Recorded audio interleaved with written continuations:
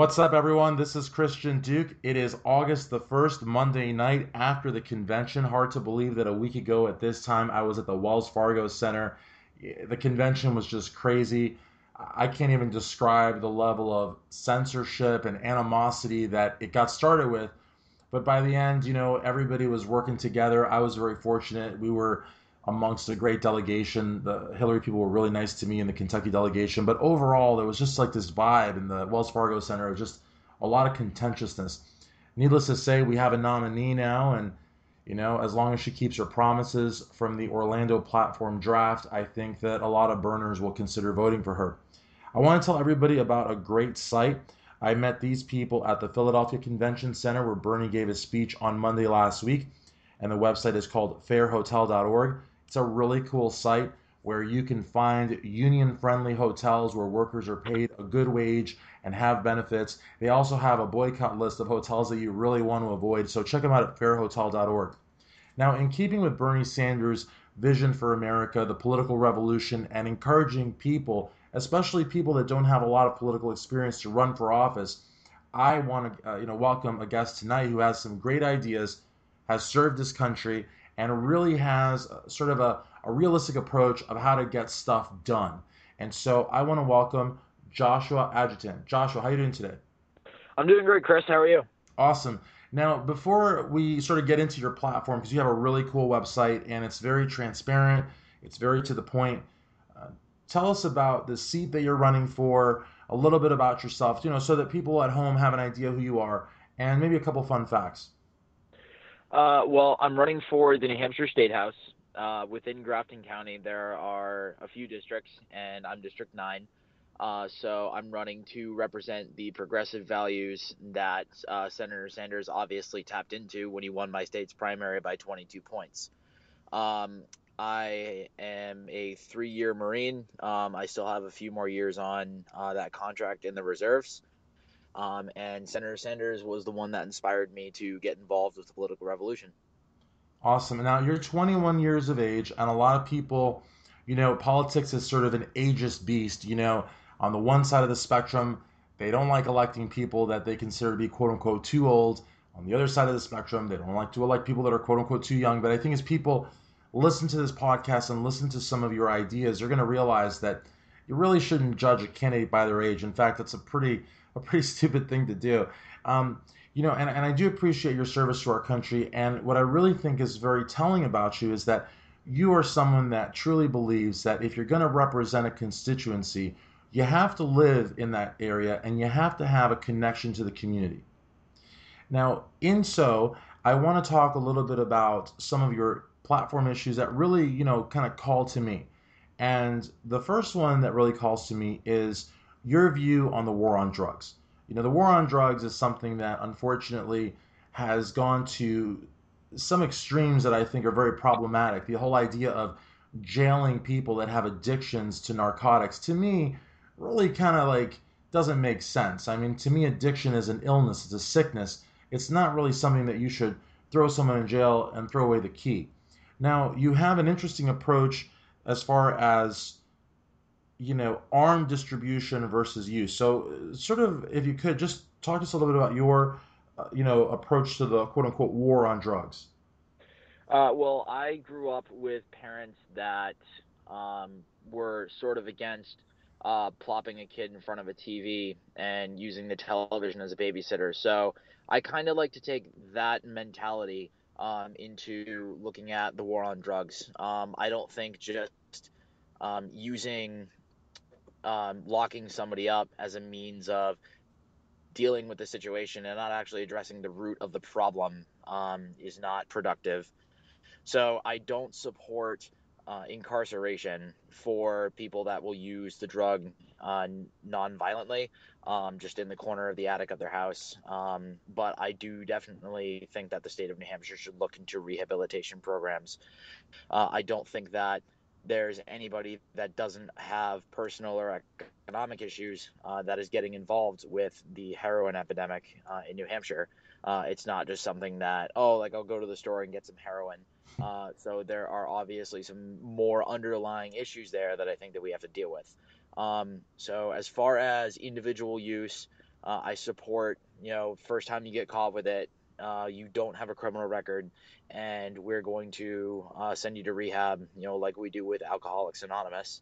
But if you are a violent dealer, then we are going to increase the punishments that you could potentially face. I don't fault people for falling into the mousetrap, but I fault the person that sets the trap.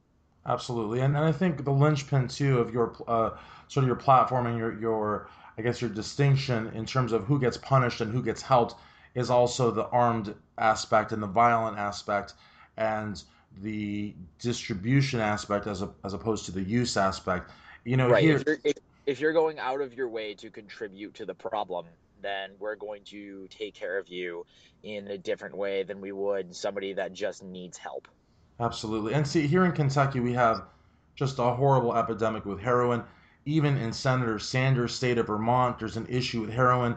In New Hampshire, I mean, throughout the country, the heroin epidemic is just rampant and completely out of control. Here in Louisville, we have a needle exchange program and we have various different efforts. But in terms of drug reform and drug policy, Kentucky's still in the Stone Age. I mean, they don't even have medicinal marijuana. So it's, and actually, since we're talking about medicinal marijuana, let's also talk about Colorado because Colorado doesn't just have medicinal, but they allow recreational, and it's legal and it's taxed.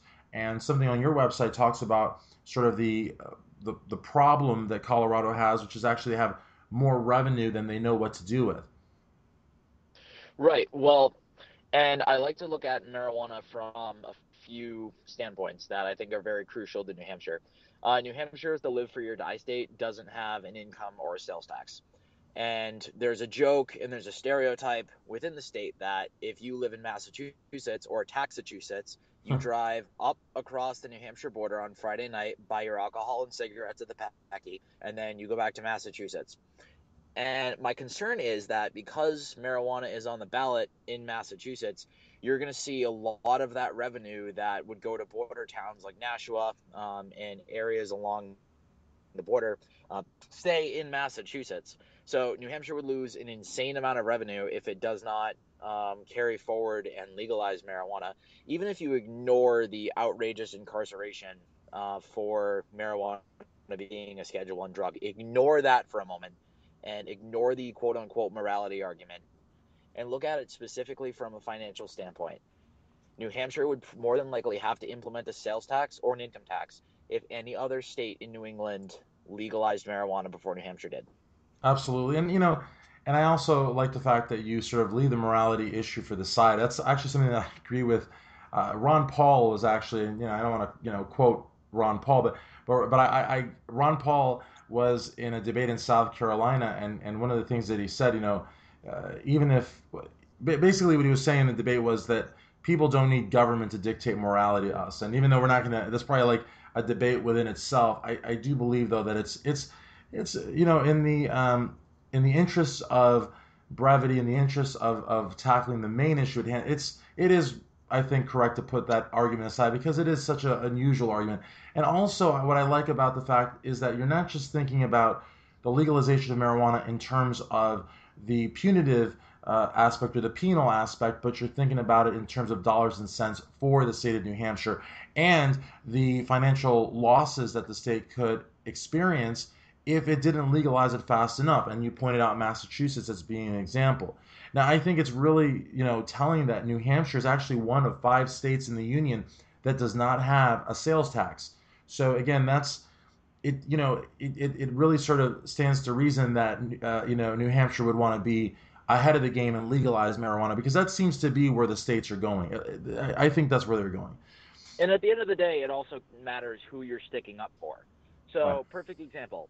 New Hampshire is currently undergoing a conflict with a project called Northern Pass, where they seek to install a massive electrical infrastructure through the northern part of the state and down to the southern part of the state. And the company Hydro Quebec has paid people to physically intimidate people at town board meetings in order to try and get this project through easier. And when it was uncovered, the person that was doing the intimidation faced no jail time. All they faced was a little embarrassment and got to keep the $2 million that Hydro Quebec gave them. Jeez. And if you're going to tell me that he is allowed to get off scot free and keep his money, and all he has to do is turn his Facebook notifications off so people don't bug him. But your 18-year-old son who got caught with a dime baggie of pot in high school now has a felony before he's allowed to apply for a full-time job. Like, that's an illogical inconsistency, and I can't fathom how we allow that to happen. Absolutely. I mean, it's outrageous, is really what it is. Now, another issue that you have that I really like is your stance on the Second Amendment. Now, your stance on the Second Amendment is a little different than I would say the mainstream Democrat. It's one that I share, it's one that Senator Bernie Sanders shares.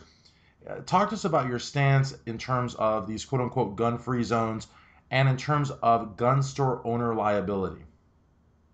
Well, I believe in strict punishments for gun shop owners and gun sellers that go out of their way to intentionally meddle with background checks, or that will sell guns to somebody that shouldn't have them. And as long as gun manufacturers and gun sellers are not going that route, then I don't believe that liability should be an issue. It's not their fault. Much like the just to use a topical example, the truck driver in Nice. We're not going to go after the person that manufactured that truck because they were unaware that it would be used for that certain circumstance. Now, if you're peddling weapons into an area like Southside Chicago, where you know that those weapons are going to end up in the hands of criminals, then you should be punished. Again, it goes back to that: are you a bystander in the problem, or are you actively contributing to the problem? Yeah, I mean, the reality of the matter is like, I mean, there's a big difference between, and I guess this is what I get from what you're saying. There's a big difference between the sort of the illicit gun trade dealer, if you will, selling guns out of the back of a trunk, and the gun store owner that does the background check and sells it with a yellow sheet and has the waiting period if one is applicable. There's a Right. difference there, and I think Senator Sanders talked about that too. I mean, Senator Sanders basically his whole thing was, if you sell the gun legally, you have no way of knowing what the gun's going to be used for. Ultimately, the idea that victims of crime, when guns have been sold legally, can go after the gun store owner is outrageous. And in fact, what it's going to do, if it actually were to happen, if it were to pass, is you're just going to have less and less gun store owners. That, I mean, would you want to have a gun store if you sold something illegally, and even if you did, they can come back and sue you? No. So it's, yeah, I mean, I don't think you would you? No, and what I think needs to happen is that the NRA needs to take responsibility like they used to. Pre Ronald Reagan, NRA was very respected. If you had an NRA hunting patch or an NRA chip coin or membership, you knew what you were doing. And if you had one of those patches on your hunting jacket, everybody knew that you were not to be messed with and that you had gone through an infinite amount of training and knew exactly what you were doing with your weapon and could take it apart in your sleep. We don't have that anymore. There's no equivalent of driver's ed for guns. And I think that we should have the NRA take that responsibility if they want this bad rep that they've accumulated from the liberal base to go away. There's no reason that Democratic candidates should be running off of "I have an F from the NRA." It shouldn't have to be that way. The NRA should be a responsible organization that goes out of its way to make sure that guns don't have a bad name in the United States. Absolutely. I mean, because I think that's somewhere where the Democratic Party drops the ball also, is that there are a lot of, licensed gun owners, concealed weapon permit carrying Democrats, and quite frankly, the whole idea that somehow the Republicans have commandeered the Second Amendment it's just not the case. I mean, it's just not the case. Right. Let's talk a little bit about the minimum wage. You have also another interesting approach in terms of that. You do believe in the fight for 15 over time, but not in the sense of overtime as the Hillary Clinton camp says it.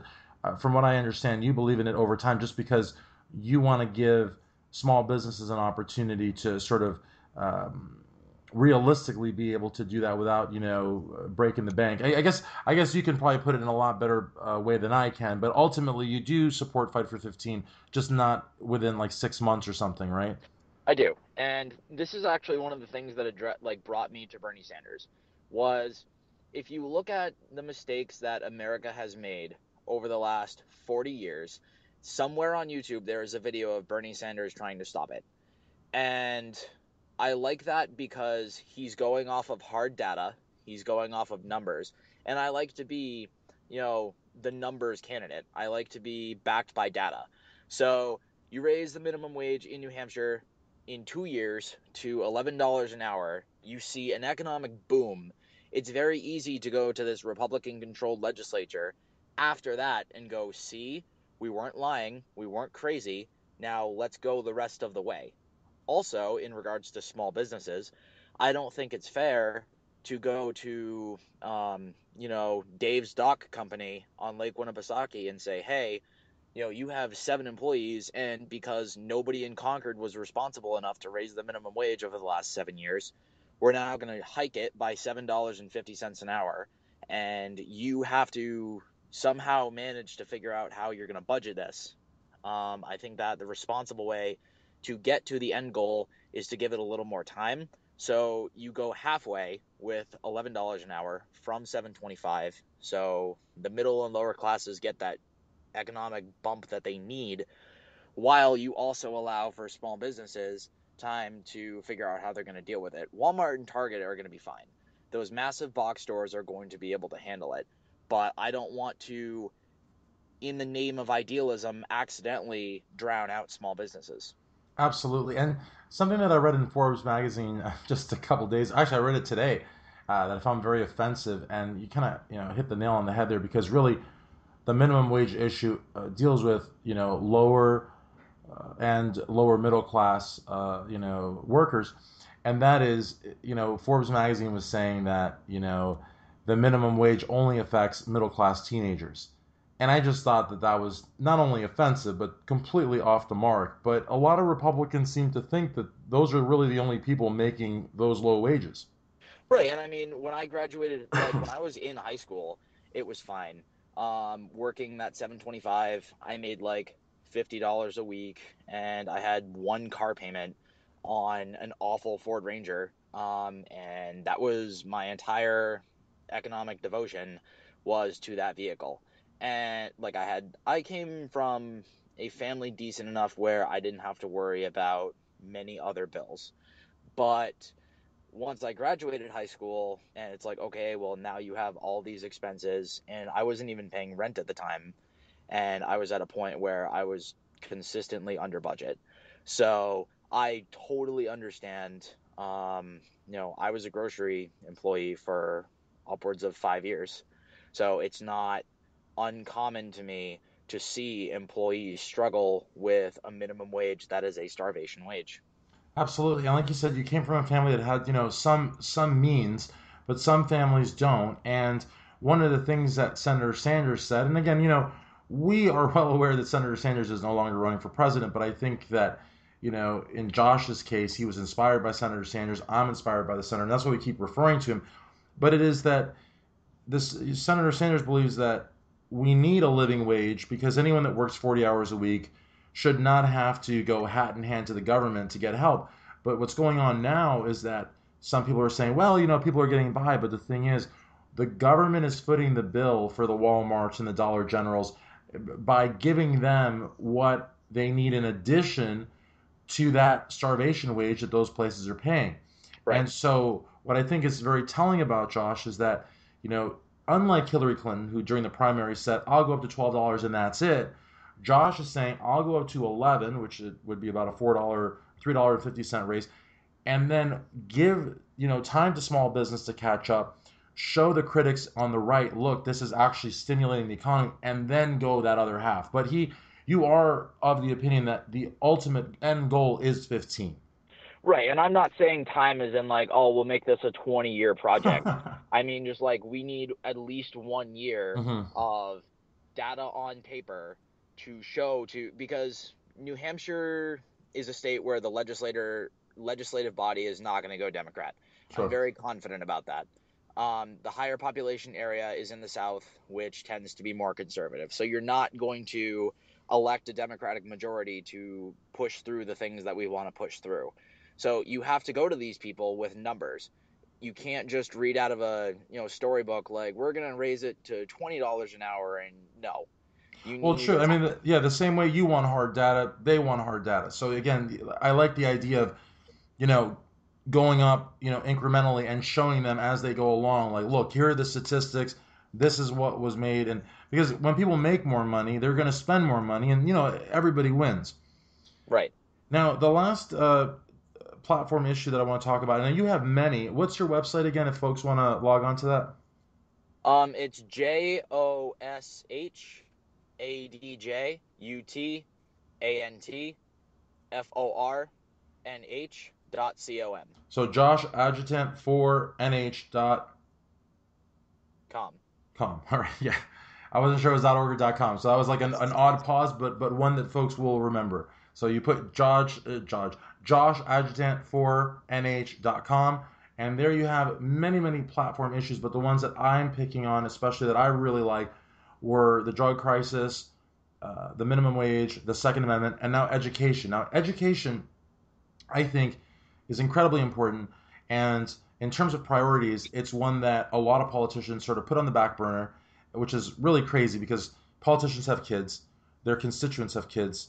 Kids are the future, education is the future, but it doesn't seem to be very important to them. So, one thing that I like about your website and your platform is on education, you say, quote, a student shouldn't be punished because of where they grow up or where they're raised, end quote.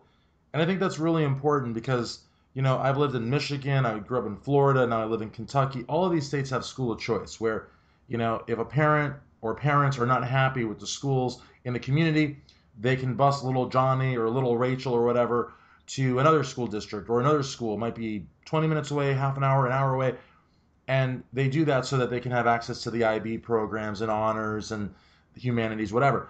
But the schools in the community are still crumbling, and the teachers are still terrible, and the standardized tests are horrible. So nothing ever really gets done. The kid gets the good education, but not at the school that's a few blocks away. So what's your take in terms of fixing the problem with education in your community and in your state? Because really, you're going to have collectively an impact on all of New Hampshire. Well, I will tell you, there are some schools in New Hampshire that have textbooks where the 2000 election is a current event, Wow. and they're still not, don't have determinations of that. So I think it's very crucial that the state of New Hampshire allocate money for technology in order to update. I think that every student should have access to a computer. It's 2016, and a computer now is what a textbook was in 1991. Very As true. far as education goes, I think that the state of New Hampshire needs to take more of a parental role in funding. I came from a divorced household, so the game of responsibility tag is very familiar to me, where one parent's like, I don't want to do it, you do it, and I don't want to do it, you do it. And I see that a lot with the state of New Hampshire and local school districts as far as funding goes. The state will say, it's your jurisdiction, you deal with it, and the school will say, but it's your state, you deal with it. Meanwhile, the kid's not getting food or an education. So I think it's imperative that the state of New Hampshire kind of absorb the responsibility and say, all right, whatever, we'll do it, because the future of the child is more important than just being right or saving money. There are school districts that I see where enough money isn't allocated to the school from the town. Perfect example. There's a school district, a Franklin school district, where usually property taxes with a town will go 50% to the school, 50% to the town. The town of Franklin keeps 65% of the property taxes and gives 35% to the school. Jeez. And the school has a budget shortfall, of $1.4 million. And they're about to lose their accreditation. So if you look at it with just those numbers, then you're like, oh, well, obviously the town should do more to help. But if you look at the school's budget, you see that they spend money on renovating a football field and an auditorium that they didn't need to renovate. So both parties are equally responsible, and both parties have instances where both could do more. So what I want is an act that I've written up called the June Act, where the state of New Hampshire allocates grants to school districts that cannot raise enough money per the determination of the cost of a student, um, and the state of New Hampshire will help subsidize that school if they cannot raise the funds necessary to fund the school without raising property taxes to a point where it burdens the students or it burdens the local families. But the school has to submit a budget, so the state is not chasing money on football fields and auditoriums. I mean, absolutely, because really, I mean, school administrators should not be, spending the bulk of their day looking for grants or assistance for that's not their job. I mean, their job is to make sure that the faculty run in order, that the custodians and the maintenance and that's what an administrator does. Administrator's job is not to figure out how the school doors are going to remain open. Furthermore, the idea of school lunches and school breakfast. I mean, you know, it boggles my mind that people care so little about stuff like that. I mean, first of all, students can't learn if they're using antiquated textbooks, as you alluded to earlier, where the 2000 election is a current event. Yeah, no, the most painstaking thing to watch is when Senate candidate Johnson says, "I love kids," and he'll go to an elementary school and read Green Eggs and Ham to a group of confused first graders. They'll take a picture at the end, and then he'll put it on his page to help raise funds for his campaign. But then, when there's a bill that shows up that nobody looks at because it's a state legislature bill to increase the amount of money that goes to making sure that little Jimmy can get the lunch food that he needs in order to sustain himself through the day, that candidate is not in support of that legislation. They'll use children as political pawns to ensure that their election goes through. And then the second that the opportunity creates itself for them to drop those kids, like the education system as a whole has dropped them, they'll run to it. And it's outrageous because when I went to undergrad or when I went to law school, I would always substitute teach. In fact, now I'm saving for a law office and I'm substitute teaching and doing contract law. And the reason I say that is because I've taught in schools in Florida, Michigan, and now Kentucky. And, this is going to be crazy for a lot of people to hear. I know that you are not going to be shocked by it, and I'm not shocked by it, and people on the left are not shocked by it. But there are children, that live with their parents in a hotel or live with their parents in a car. And really, the breakfast and lunch at school are really the only actual balanced meals they get. Right. So if they don't get it at school because the Republicans need to cut the budget so that some, 1% rich SOB can get, some more money back, that's outrageous. And it happens. It happens so often. And yes, students are used as political pawns. And it's just very sad. I mean, even Republicans think teachers live lavish lifestyles and get massive paychecks and have it so easy. And they have no idea that, I mean, teachers are some of the worst paid, members of society, but Right. have such an important role in the future. When Ted Cruz came to register to run for president in New Hampshire, he had to come register at the state house. He accidentally coincided with a fourth grade, group that was visiting the schoolhouse or state house, and they all left with like Ted Cruz for president stickers. And then you listen to him at the debates. He's like, "I want to cut the Department of Education." It's like, what are you doing? Yeah. Why? Go home. It's crazy. I mean, it's absolutely, and I understand why he says he wants to cut the Department of Education because these states' rights people, want to have 50 states having 50 different directions for schools, and I mean, some of the states, I mean, it's just insane. I mean, anything to save the rich a buck, and it's just really, really scary. Now, what I like about what you're doing also, and this is nothing against legislators, whether at the state or national level, that sponsor legislation. I think sponsoring legislation is great, but I think writing legislation is, I think, even better. So I like that you're already writing legislation or have legislation planned even before being elected, which I think, is you're really going to give the voters an idea of what exactly you're going to do if and when you take office. You're not going to like sit on your laurels there and just kind of like, do nothing. Now, last thing, you are fundraising for your campaign through GoFundMe. Explain to us why you've chosen to use GoFundMe as opposed to, say, ActBlue, which is, I guess, everywhere on liberal radars. Well, GoFundMe allows me the opportunity to set a goal and tell people exactly, I've budgeted, this is what we're looking at. And, you have the list of who's donated and how much they've donated on the sidebar.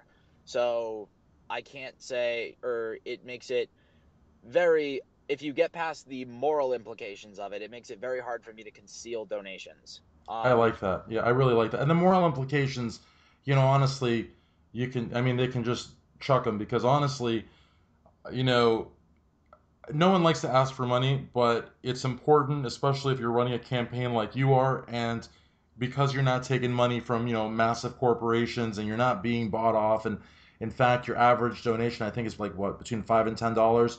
So really, I mean, this is a very grassroots campaign. You're 21 years old, you've served your country, and you've taken the inspiration of Senator Bernie Sanders, and you're actually seizing the moment, striking the metal while it's hot, and actually making a difference. I mean, this is what the whole progressive revolution is about.